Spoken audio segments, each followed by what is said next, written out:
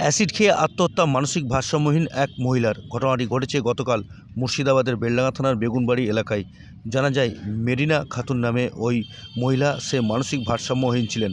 সেই কারণে গতকাল বাড়িতে থাকা অ্যাসিড খেয়ে ফেলে মেরিনা এবং তারপরে অসুস্থ বোধ করলে পরিবারের সদস্যরা জানতে পেরে তাকে সেখান থেকে উদ্ধার করে প্রাথমিক বেলডাঙ্গা হাসপাতালে চিকিৎসার পর বহরমপুরের মুর্শিদাবাদ মেডিকেল কলেজ হাসপাতালে চিকিৎসার জন্য নিয়ে আসলে সেখানে চিকিৎসারত অবস্থায় গতকাল রাত্রে তার মৃত্যু হয়। তার মৃতদেহ আজ সকাল 8:30 নাগাদ ময়নাতদন্তের জন্য পাঠানো হয় বহরমপুর মর্গে।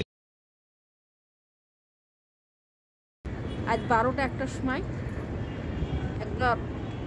সময় উঠেছে, তখন আমার মা চেতন ছিল। আচ্ছা, হ্যাঁ, 1টার সময় উঠে যখন খেয়েছে তখন আর চেতন নাই। মানে কালকে রাত্রে?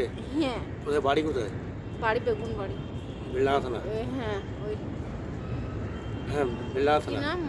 হ্যাঁ, বেগুনবাড়ি। তো কেন খেলো? ও ঠিক জানে না, মাথার গন্ডগোল ছিল।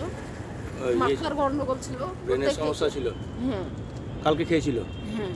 তো কোথায় ভর্তি টর্তি করেছিলেন প্রথমে করছিলাম বোধহয় নতুন হাসপাতাল, আমার বোন ছিল তো, মানে বেলডাঙ্গাতে? বেলডাঙ্গাতে। তারপরে বেলডাঙ্গা থেকে বহরমপুর ট্রান্সফার করেছে। তো কখন মারা গেছে? কালকে আজ 9টা-10টা হবে। আচ্ছা, কি নাম যে মারা গেছে? মেরিনা। কি? মেরিনা খাতুন। বিয়ে হয়নি? না, বিয়ে দেয়নি তো, ওই মাথার ডিপ্রেশন লেগে। আপনার নাম? আমার নাম সায়রা। আমার নাম সায়রা বিবি।